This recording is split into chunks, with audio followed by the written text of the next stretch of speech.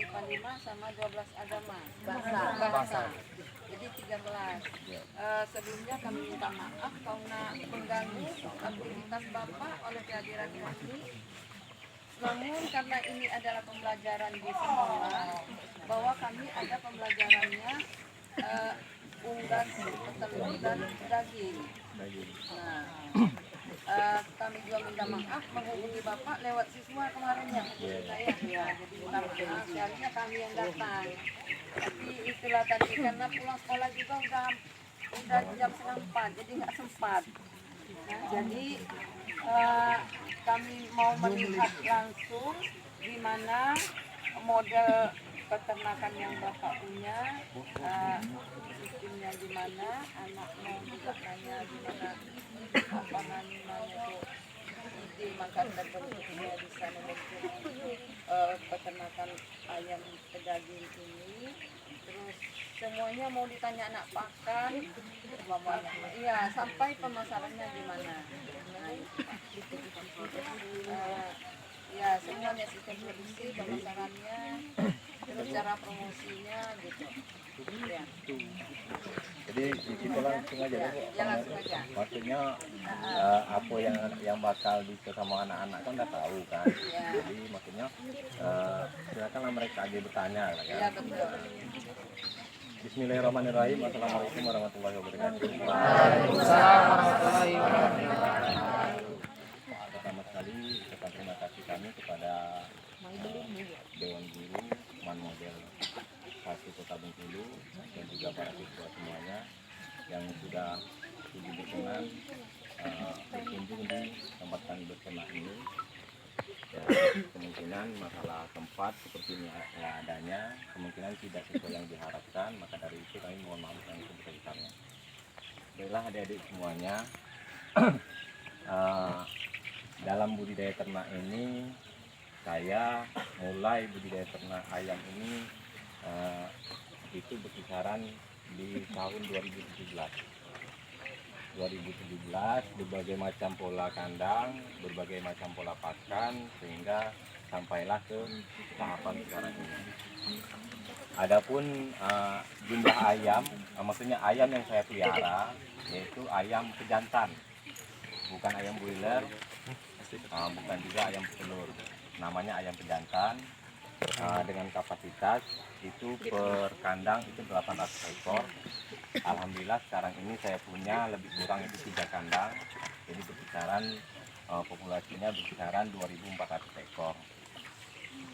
Jadi pembuka dari saya cuma itu aja dulu. Jadi kepada adik-adik kalau seandainya ada yang mau ditanyakan ya kami persilakan. Nanti setelah ini lebih detailnya akan saya jelaskan di kandang sawah. Mulai gantian berkelasnya, mulai roh dan agama dulu biar gak rame. Bahasa, sorry, kelas bahasa dulu. Ada yang mau bertanya kelas bahasa? Ada? Enggak? Bapak dulu. Bapak silakan Ramadan. Ini Pak, untuk ayam pejantan ini waktu panennya itu berkisar dalam berapa bulan Pak?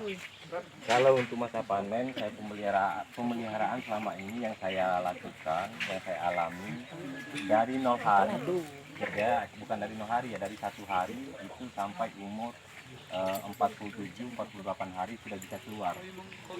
Itu dengan bobotnya itu lebih kurang 7 on, 6,5 hingga 8 on.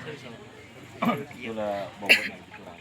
Karena prosesnya ayam ini tidak, maksudnya masuk bibit 800 ini pada umur 47 hari itu bukan berarti semuanya langsung keluar, itu tidak. Sistem pengeluarannya itu bertahap. Mana yang masuk ukuran itu yang diambil, permintaan pasar seperti apa yang kita silakan. Untuk ini Pak, sistem distribusi pasarnya itu gimana Pak?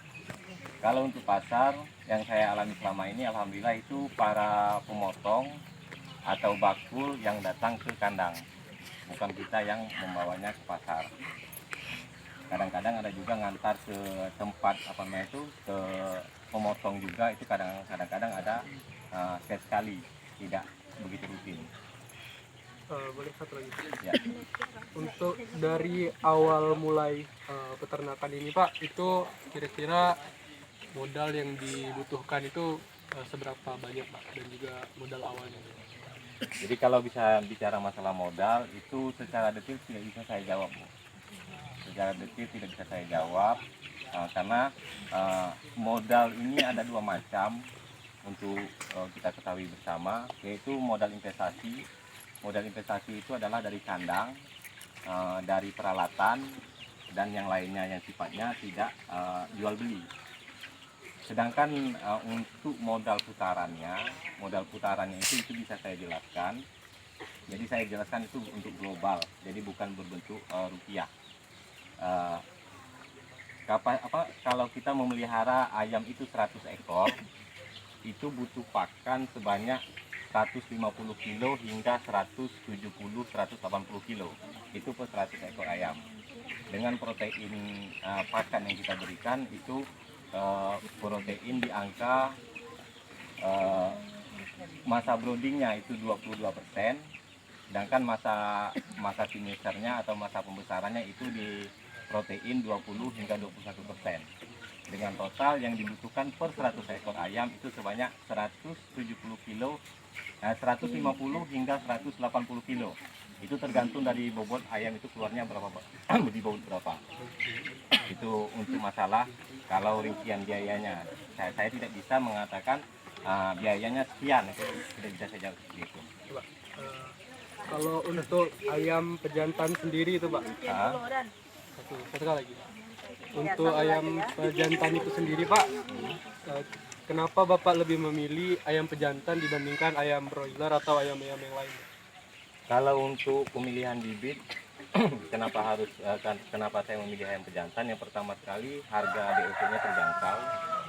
Yang kedua pemeliharaannya insya Allah tidak begitu sulit, tidak begitu rumit.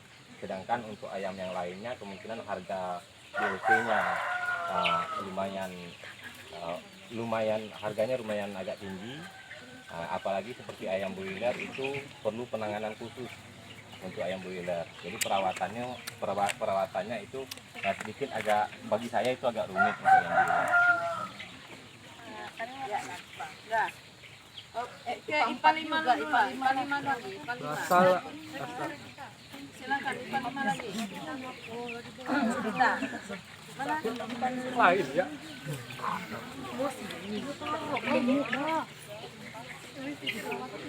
Iya, terus.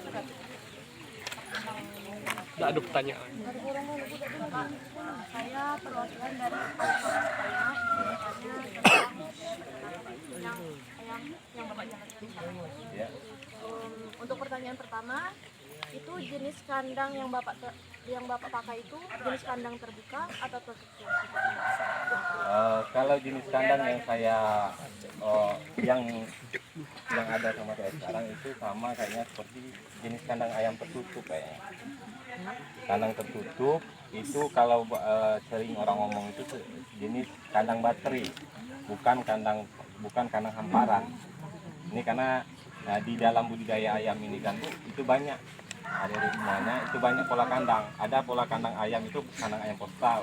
Sifatnya kandang ayam postal buat bangunan di lantainya mungkin lantai semen atau lantai tanah langsung dibudidayakan di kandang tersebut. Ada juga sistem umbaran, maksudnya malamnya dimasuk, sore dibuka. Ada juga sistem pola kandang ayam panggung, itu ada juga. Itu banyak model kalau masalah kandang ayam. Kalau di kandang ayam kami ini biasa orang ngomong itu kandang ayam baterai. Ya. Saya Nur Aisyah ini dari kelas 12 bahasa. Nah, pertanyaan saya, media promosi yang Bapak pakai apa Pak? Media promosi kemungkinan apa, media sosial kemungkinan kan. Kalau saya sendiri itu peternak itu belum menggunakan media sosial, paling menggunakan telepon aja sama kawan-kawan. Ya, dalam artian itu selama ini adalah dari mulut ke mulut. Yang untuk ke media sosialnya itu bagian mungkin tekanan kami, yang bagian pemotong. Bagian pemotong itulah yang memasarkan ke warga, ke rumah makan, mungkin mereka secara diposting di Facebook atau di WA, Instagram seperti itu. Itu bagian pemotong. Kalau kami cuma khusus di peternakan. Masih banyak yang perlu ditanya itu. Bagaimana untuk biaya perawatan dan obat? Kalau untuk biaya, masalah biaya tadi sudah dijawab yang ditanyakan sama adik ini tadi, kisaran biayanya yang seperti saya sampaikan tadi. Kalau masalah obat-obatan itu sudah termasuk di dalam rincian itu tadi, Bu. Kalau masalah obat-obatan itu yang selama ini tidak begitu banyak.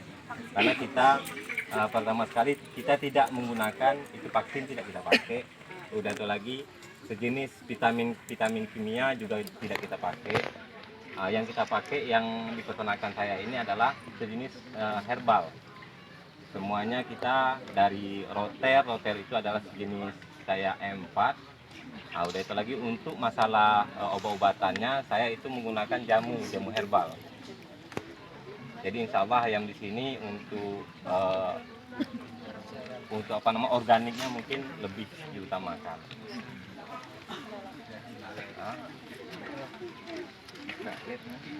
Apakah selama menjalankan budidaya peternakan ayam ini Bapak mengalami jumlah kendala? Kalau kendala itu pasti ada. Yang pertama sekali itu apabila ayam sakit, itu merupakan satu kendala. Setelah itu lagi yang kedua apabila pasar itu lagi sepi, ibaratnya ayam lagi banyak, pembeli di pasar itu berkurang, itu pun juga menjadi kendala kita. Setelah itu lagi apalagi keadaan ekonomi masyarakat pun berpengaruh, banyak pengaruhnya, itu merupakan satu kendala. Silakan. Ulang ya dari bahasa saya. Silakan. Saya Luna Bujana ingin bertanya dari perwakilan Bapak. Saya ingin bertanya kepada Bapak. Kan perekonomian itu kan sering naik kan Pak. Ya. Bagaimana cara Bapak mengatasi perekonomian itu naik untuk hal-hal yang ada di yang Bapak jual sekarang, yang Bapak ternak sekarang? Cara Bapak untuk mengatasi itu kan banyak kan Pak modalnya kan Pak, banyak juga yang diperlukan. Mungkin saat perekonomian itu naik, harga-harga mungkin terjangkau, tidak terjangkau, terus juga langka. Itu cara Bapak untuk bisa melengkapi itu untuk peternakan ini gimana Pak? Kalau yang selama ini, kalau masalah tentang ekonomi itu kan masalah luas. Masalah luas yang saya alami selama ini adalah apabila ayam itu terlambat keluar. Kalau ayam itu terlambat keluar, otomatis kita harus mensupport daripada pakan kembali. Misalnya ayam di bobot 7 on, 8 on udah harus keluar, ternyata belum keluar.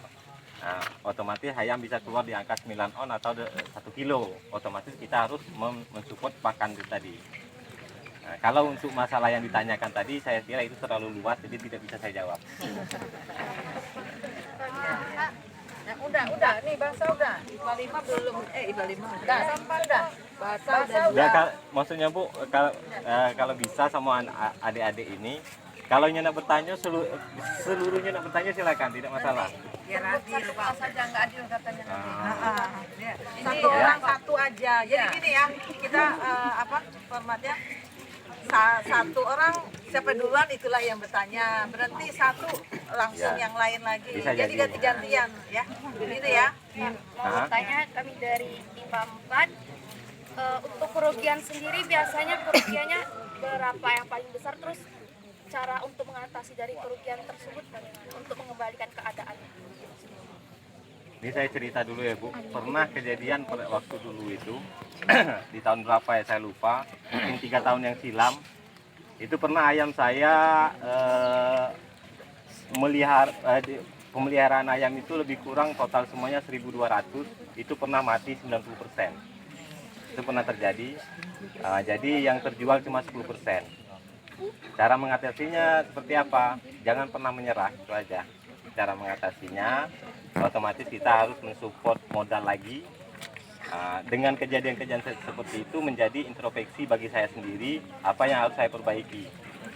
Karena untuk selama saya beternak ini, untuk renovasi kandang atau perehapan kandang atau perombakan kandang itu sudah terjadi lebih kurang itu 5 kali. 5 kali, bukan berarti yang ada sekarang ini bukan berarti dari awalnya seperti ini, itu tidak. Ini kandang ayam pula seperti ini lebih kurang itu baru berjalan di awal tahun kemarin. Di awal tahun kemarin itu baru berjalan, hingga insya Allah akan berkelanjutan seperti ini. Ya. Saya dapat Istira dari kelas 12 IPA 4. Mau bertanya kepada Bapak, bagaimana teknik atau cara Bapak dalam membersihkan kandang yang ada di sini? Jadi kalau untuk pembersihan kandang, setelah itu lagi saya tambahkan satu lagi, dan untuk mengatasi penyakit itu saya merencananya kan dari awal. Dari awal itu sudah saya antisipasi dengan cara apa? Yang pertama sekali saya berpikir timbulnya penyakit itu adalah dari bau. Karena kalau kotoran ayam itu bau yang menyengat, itu kayaknya seperti lalat atau binatang lainnya akan datang. Jadi saya mengatasinya itu dari awal. Bagaimana cara mengatasinya supaya kandang ayam ini baunya berkurang dan mudah-mudahan juga tidak bau? Itu saya mengatasinya itu dengan membudidayakan yang namanya maggot BSF. Maggot BSF itu yang kita budidaya. Jadi maggot BSF itulah kita kita taruh di bawah kandang ayam. Kita taruh di bawah kandang ayam. Jadi di setiap kandang ayam itu, karena kandang ayam saya itu kan ada 2 tingkat. Setiap di bawahnya itu ada yang namanya biopon. Biopon dalam artian kalau bahasa ini kita ini cuma kotak. Di kotak itulah kita taruh bibit-bibit BSF-nya. Apa bibit-bibit maggot BSF-nya? Bukan BSF-nya yang ditaruh. Kalau BSF itu kan lalat. Lalatnya itu kita kandangkan. Itu untuk mengatasi pembersihannya. Karena maggot BSF itu bisa mengurai kotoran ayam itu kalau saya ngomong itu seurai-urainya. Jadi zat amoniak yang ditimbulkan dari kotoran ayam itu dengan adanya maggot BSF itu bisa hilang. Insya Allah bisa hilang. Ya. Saya Fatimah Zara dari 12 tahun 4 ingin bertanya untuk harga jualnya tuh gimana? Kisaran berapa? Kalau harga jual ini kan ada dua kami ini kan menjual ke istilahnya itu ke bakul atau ke pemotong. Itu kalau dari kandang ini itu sebanyak harganya 25.000 per ekor. Jadi kalau pemotong ke konsumen itu udah beda, karena dia memotong, membersihkan, kemungkinan mengantar. Dan ditambah lagi dia ngambil dari kandang. Jadi tahapan daripada pemotong itu, kalau saya ayam besar itu layak jual, telepon pemotong atau bakul, ayam sudah besar silakan ambil, mereka cek cocok dibawa, mereka ikat, mereka bawa ke rumah, setelah itu mereka potong, dibersihkan dalam artian gitu kan Bu, dibersihkan. Setelah itu mereka antar ke konsumen. Jadi itu tahapan daripada pemotong. Kalau saya cuma beternaknya aja. Ya.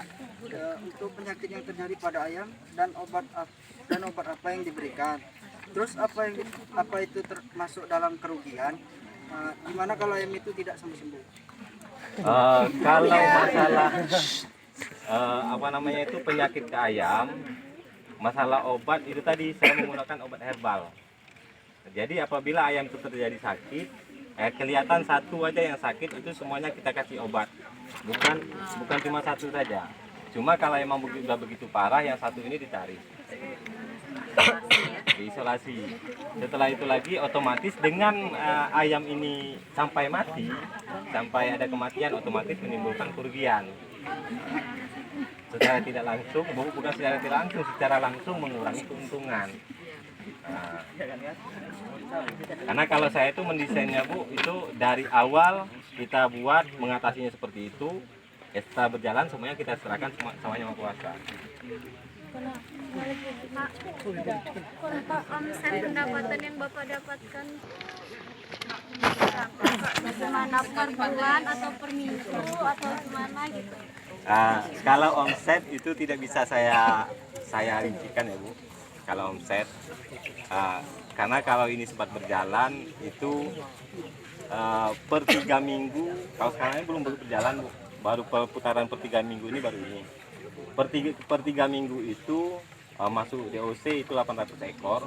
800 ekor. Kalau seandainya selamat semuanya, itu harga jualnya kan 25. Nah, itu kan bisa dihitung.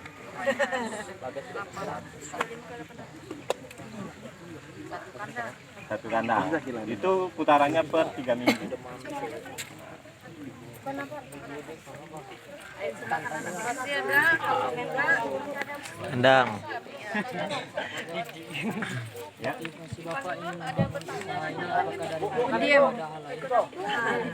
Kalau motivasi dari usaha ini adalah pertama sekali saya cerita dulu ya Bu, mungkin agak panjang. Saya pindah ke Bengkulu ini itu tahun 2010. Dari tahun 2010 hingga tahun 2017 saya masih nggak jelas kondisinya, masih kulu-kilir, bolak-balik ke dusun, kalau bahasa kita ini kan. Jadi di dusun itu adalah adik yang beternak. Adik ini beternak, saya lihat, oh mantap juga ini, adik saya beternak joker pada waktu itu. Jadi saya berpikir saya mau menetap di Bengkulu ini, nggak mau lagi bolak-balik ibaratnya kan. Usaha apa yang harus saya kerjakan, harus saya buat. Jadi terpikir yang pertama sekali itu adalah mau jualan Bu, mau jualan mie ayam rencananya ini. Jadi setelah saya coba praktek buat mie ayamnya jadi, kita coba itu rasanya agak lumayan, bisa diperbaiki masalah rasa, tapi mental saya jualan nggak ada. Itu kalau untuk apa namanya itu, setelah itu barulah saya terpikirkan untuk beternak ayam dengan inovasi dari adik yang ada di desa itu tadi. Saya beternak ayam di sini. Di awal saya beternak ayam itu ayam joper pertama sekali itu di depan rumah. Di depan rumah itu cukup ekstrim lah Bu, namanya depan rumah, ternak ayam depan rumah kan bau sampai ke rumah.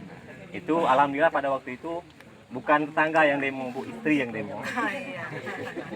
Jadi setelah di sana ya kita berpikir nggak layak lagi, maka kita alhamdulillah dapat lokasi ini, diizinkan sama yang punya tanah, silakanlah mau beternak di sini silakan. Alhamdulillah saya ucapkan terima kasih sama beliau itu kan. Maka saya berguyur di sini untuk beternak. Setelah itu apa lagi ya? Tadi hanya motivasi udah. Tadi kan Bapak bilang harga jualnya 25.000 per ekor. Ya. Dari Bapak sendiri ada minimal pembelian untuk menjadi ibaratnya kayak reseller gitu kan? Apakah ada minimal pembelian atau bebas dari orangnya sendiri? Kalau masalah untuk penjualan ya, penjualan ke kawan-kawan itu tergantung daripada kawan-kawan semuanya. Silakan mau berapa ekor itu nggak ada minimalnya, nggak ada maksimalnya, nggak ada. Yang penting masuk ukuran cocok silakan bawa. Ya. Tanya lagi, untuk perawatan ini semuanya dikerjakan oleh Bapak sendiri atau ada yang bantu? Untuk sementara ini masih sendiri. Karena untuk kandang ayam yang 3 kandang ini baru berjalan baru beberapa bulan ini, belum begitu lama. Karena saya merancang kandang itu bagaimana caranya pekerjaan di kandang ayam ini bisa sangat ringan. Kalau saya mungkin Bu, kalau dengan kapasitas kandang ayam ini sekitar lebih kurang 2.400, itu kalau cuma memelihara ayam ini saja itu sangat enteng, tidak begitu rumit karena semuanya dari perencanaan kandang itu tadi. Jadi untuk sementara ini masih dikerjakan sendiri. Untuk mengajak kawan-kawan belum mampu bayar. Bisa diatasi semua Pak. Kan tadi contohnya tanahnya diizinkan sama yang usulkan dipakai dan izinkannya tuh secara gratis atau disewakan. Kalau misalnya disewakan, apa dari modal dari penghasilan dari ayam ini berapa persen yang terpakai? Kalau masalah lokasi ini kita sifatnya numpang dalam artian belum. Kalau saya dikatakan itu sewa, saya ngomong tidak sewa karena ya kita terima kasih lah yang sama punya lahan. Ketemu orang baik ya Pak. Alhamdulillah ketemu orang baik di sini kan diizinkan. Jadi belum bisa dihitungkan dimasuk dalam pengeluaran. Terima kasih. Gini Pak, tadi kan kata Bapak pernah mengalami kerugian 90% ya? Ya. Nah gimana cara Bapak untuk memotivasi diri Bapak untuk tetap melanjutkan usahanya? Motivasi itu timbul dari diri sendiri. Karena saya itu punya prinsip sekali melangkah jangan mundur. Apapun permasalahannya itu harus dihadapi. Dengan kerugian yang 90% itu gimana sih cara modal Bapak Bapak enggak bangkitkan lagi itu kan pasti butuh modal gitu Pak. Modal. Sedangkan mengalami kerugian itu Bapak ngambil pinjaman atau gimana? Ya, insya Allah itu ada yang support, yang support di belakang itu ada. Ya, alhamdulillah selama ini bisa berjalan. Karena prinsipnya ini saya sampaikan sama adik-adik semuanya, yang mudah-mudahan ini bisa jadi motivasi. Kalau kita melangkah ke suatu usaha, pikirkan matang-matang. Yang pertama, pikirkan matang-matang. Setelah melangkah tersebut, jangan sampai mundur. Apapun halangan dan rintangannya ke depan, itu dipikirkan bagaimana solusi mengatasinya. Karena karena kalau kita selalu coba-coba, itu setiap usaha tidak bakalan jadi. Kita tuh harus berpikirnya satu, Bu, kalau saya, apa yang bisa kita perbuat, apa yang kita bisa perbuat, jangan kita yang kita perbuat itu jangan kita lihat hasilnya. Apa yang bisa kita lakukan, kita lakukan. Kira-kira seperti itu. Maaf Pak, mau bertanya lagi Pak. Bagaimana cara Bapak memberi makan dan makanan? Kalau untuk pemberian makan, tergantung daripada tempat pakannya. Karena tempat pakan ayam di kandang ayam saya ini ada 3 tempat pakan di umur yang berbeda.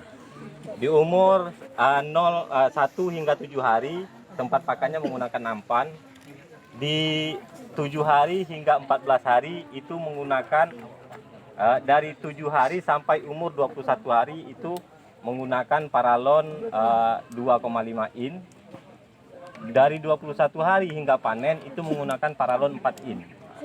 Jadi pemberian pakannya otomatis itu dimasukkan ke dalam paralon tersebut. Waktu pemberian pakannya? Kalau waktu pemberian pakannya saya tidak ada waktu pemberian pakan karena pakan yang saya berikan itu full. Kapan habis baru diisi. Jadi untuk umur ayam 21 hari ke atas itu sekali mengisi tempat pakan ayam itu bisa 4 hari sekali. Jadi selama 4 hari saya nggak ngisi pakan. Kalau masalah tempat air untuk air minum saya itu sudah terintegrasi semuanya, tersambung ke Tetmon, jadi secara otomatis mengisi sendiri. Karena yang di tempat minum yang di dalam kandang ayam itu adalah yang namanya itu nipple, itu yang digunakan. Pak, kira-kira apa yang mempengaruhi faktor dari turunannya harga ayam pejantan ini, Pak? Kalau di ayam pejantan yang saya alami selama ini tidak ada turun, harganya tetap standar. Cuman itu ada waktunya apabila ayam ini terlambat keluar. Jadi harga ayam itu mau bobot 6,5, 7 on, 7 on setengah, 8 on, bahkan 1 kilo pun harganya sama. Tidak ada kenaikan, tidak ada penurunannya. Cuman kendalanya itu tadi, kapan bobot ayam ini bisa mencapai 1 kilo, otomatis kos pakan kita itu bertambah tinggi. Itu kira-kira jawabannya. Pak, untuk jenis pakan yang Bapak gunakan itu tiap ayam beda, yang 7 hari sampai ini beda atau gimana? Atau sama semua? Kalau untuk pakan, target pakan saya itu seperti ini untuk kita ketahui. Di ayam 800 ekor itu pakan yang saya berikan adalah menggunakan pakan pabrikan yang mereknya Bravo 511. Itu saya targetkan cuma 3 karung atau 150 kilo. 150 kilo itu sampai umur ayam itu lebih kurang kira-kira 14 hari atau 17 hari. Setelah itu, setelah habis pakan yang 3 karung ini, yang pakan pabrikan, itu kita mengoplos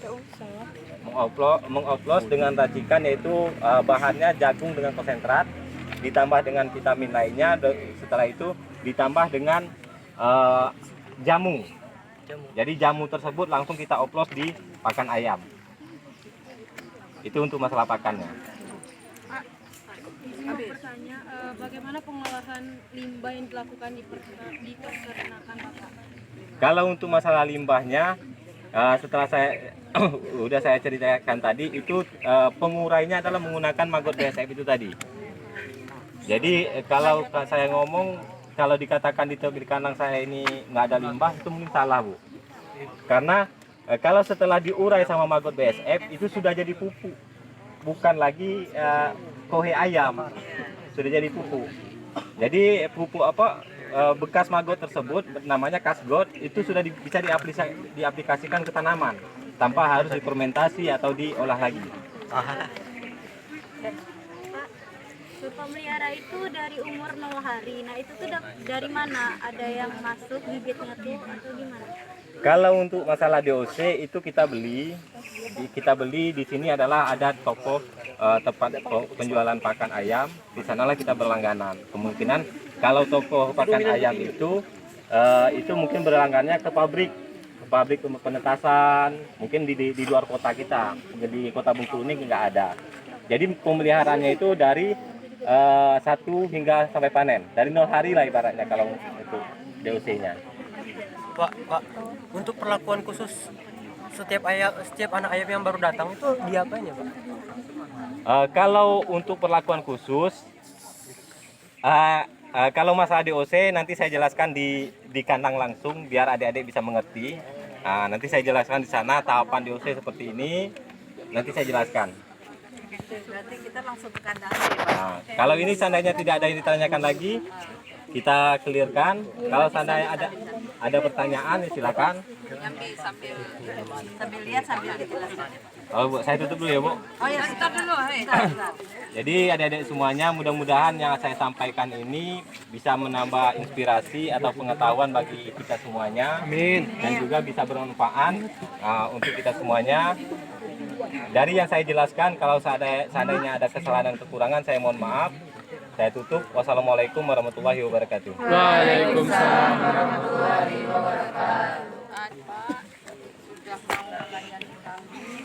Mungkin masih ada kita kami minta maaf sebelumnya. Kalau ada anak sudah Ya, Bu. Dimaklumi, Bu. pembelajaran yang terjadi bahwa kalau sudah punya ide, sudah ada punya keinginan, jangan mundur sebelum berhasil. Tapi harus berjuang terus. Ya, Bu. Ya, itu ya Pak ya. Nah, itu moto berarti. Tidak boleh mundur. Sekali melangkah patah mundur. Ya. Tidak boleh mundur. Ada kontak kami ya Pak? Oh enggak. Saya Dapat prinsipnya ilmunya dari mana? Otodidak belajar sendiri. Pengolahan pakan pun kita kita cari referensi sendiri. Untuk masalah pakan pun ya kalau meraciknya itu, Bu, itu otomatis browsing di Google ya kan, cara meraciknya seperti apa, komposisinya apa aja, itu harus kita tahu. Kebutuhan pakan ini, ayam ini butuh protein berapa persen, butuh energi berapa persen, itu harus kita ketahui. Harus kita ketahui rumusnya seperti apa, harus dihitung. Jadi meracik pakan ini bukan asal meracik, ada hitungannya. Pernah dulu itu saya buat suatu rumus di laptop, jadi saya tinggal membuat itu aja, masukin nominal nominal kilonya, itu protein sama energi sama yang lainnya itu sudah keluar. Di tutorial kan Bapak di Itu sebagian ada, Bu. Sebagian ada. Ini adik-adik semuanya saya sampaikan. Ini insya Allah akan saya upload di YouTube yang namanya Junaidi Ifu channelnya. Kalau mau istilahnya mau lihat ya silakan. Kalau seandainya yang kemarin pun sudah saya upload juga. Kemungkinan yang kemarin itu tidak begitu bagus kemungkinan kan. Karena saya ini, Bu, tidak ada saya edit ini, Bu. Semuanya asli. Jadi seperti ini saya videokan, kawan yang memvideokan, itulah yang saya upload. Benar-benar murni. Dan seluruh di konten saya itu tidak ada di kanal yang lain. Semuanya bisa dikatakan kreasi saya sendiri. Dengan belajar dengan belajar di referensi seperti YouTube yang lainnya. Udah? Pak ya. Kita ke kandang lagi Pak. Ke kandang ya Pak. Ini nanti ya.